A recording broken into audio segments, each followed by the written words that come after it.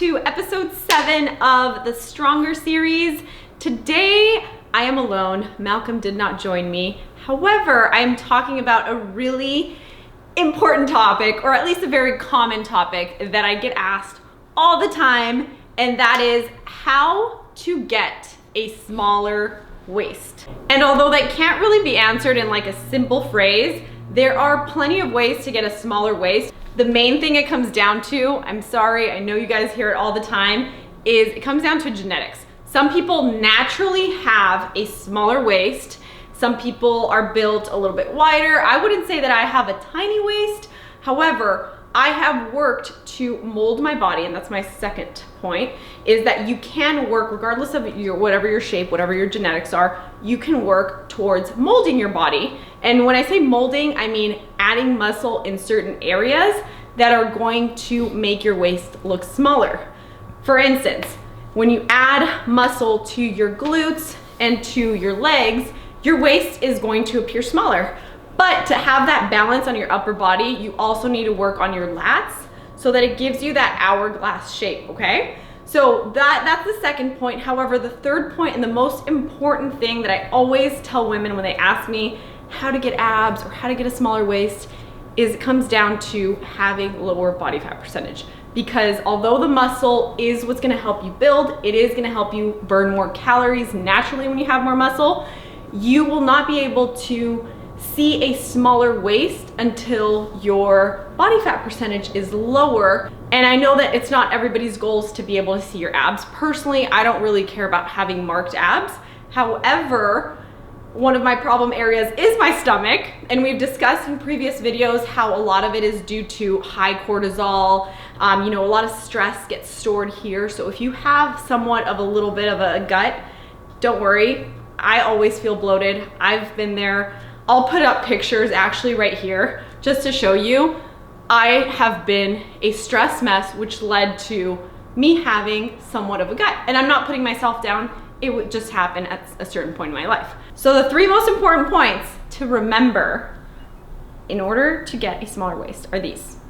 Number 1, genetics play a big role. Although number 2, you can change your genetics by molding your body, adding muscle in the right places, which is gonna give you that hourglass shape and make your waist appear smaller. And number 3, the most important, is decrease your body fat, which is what these episodes, honestly, everything leading up to this point, we've talked about fat loss, increasing muscle mass, how it adds, when you add muscle in the right places, you change your body composition. You can change your body completely just through weight training.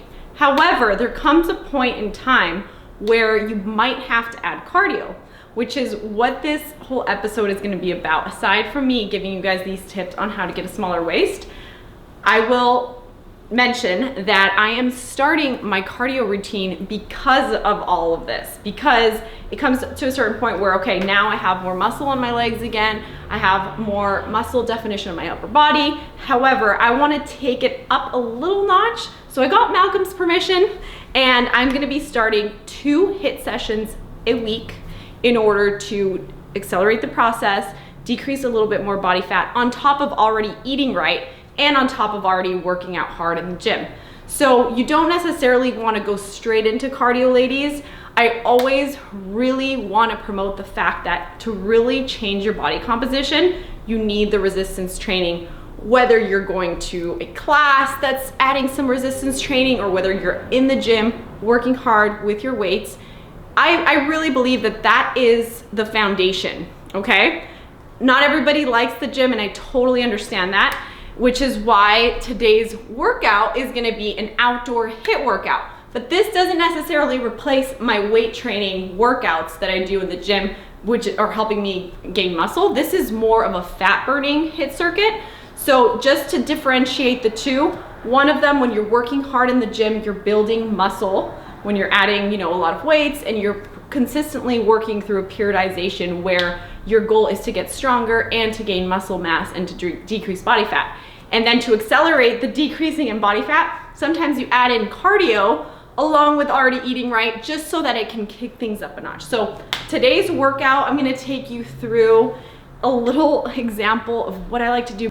I go to the gym to work on my weight training, and then I like to do my cardio outdoors. So this HIIT circuit is going to cover a little bit of full body, but keep in mind that it is mostly a fat burning circuit, and I'm gonna throw in my abs in there because I totally believe that it is good to train your abs, but only when you know that your abs are only gonna show once you decrease your levels of body fat. So it's not to replace the cardio or the eating right, okay, ladies? Before we get to the stairs, because this is gonna be an awesome, super crazy HIIT circuit right now that we're about to do. But before we get there, since it's the morning here, I haven't eaten anything, I'm doing cardio fasted right now, twice a week. I'm gonna show you what I take right before I get into my HIIT workout. Let's do this.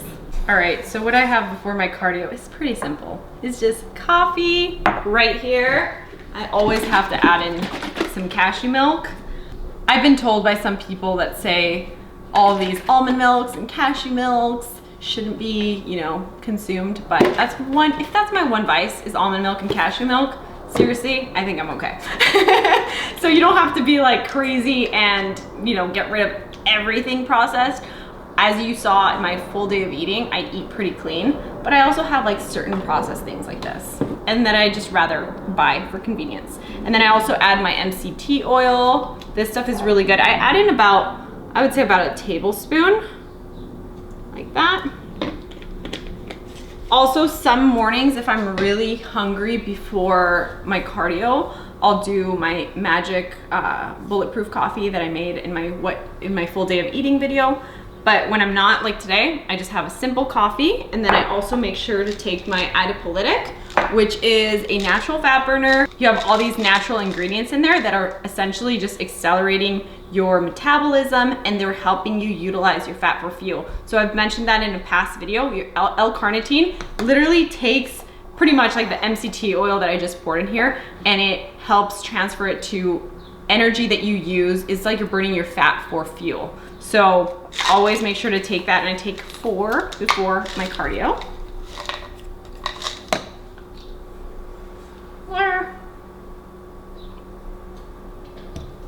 And I brought this out just to show you guys, this is the one that I take before my strength workouts.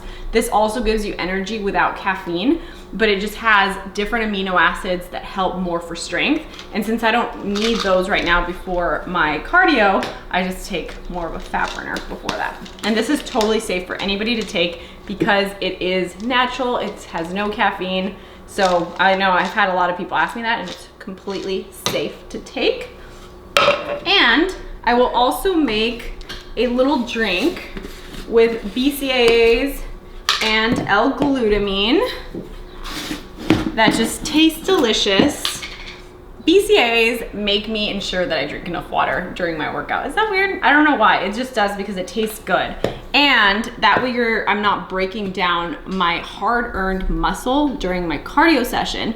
I'm keeping it there. That's what branched chain amino acids are for. They're helping feed the muscle without actually having to have a full meal before, because I don't even want that in my tummy while I'm doing cardio. And I also I want my energy, my fat to be used for energy right away. So that's why I don't eat before cardio. So if you have any questions on that, let me know below. I totally believe in doing the fasted cardio route. However, I also think it's equally beneficial if you do your cardio post-workout. I just like to break it down because once I'm done with my weight training, I just want to head home. So anyway, I'll mix this up and then I will get going.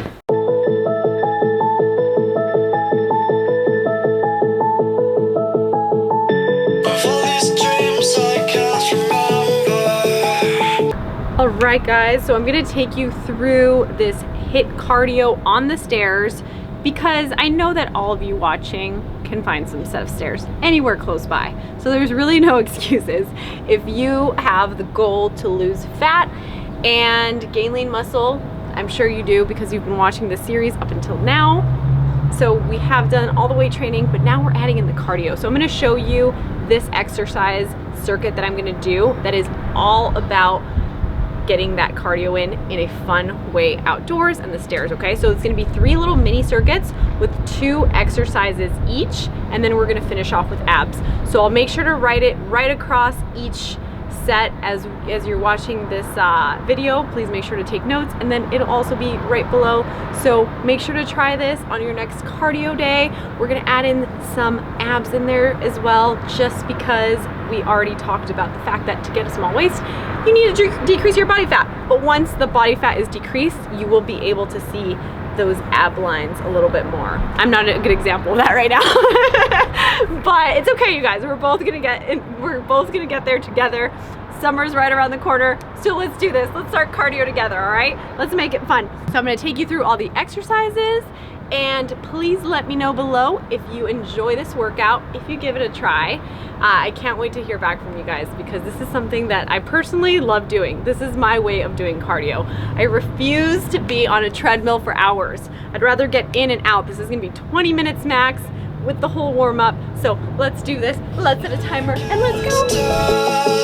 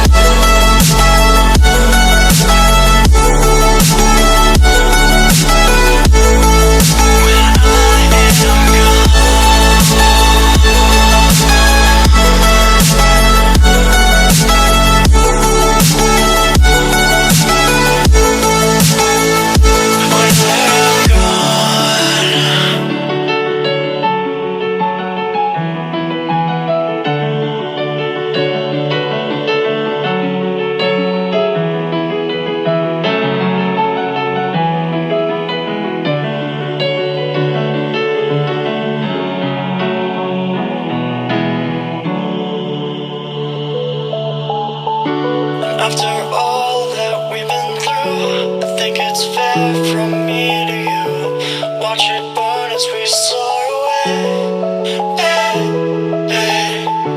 After all is said and done, and I know I am the one, I have waited here forever.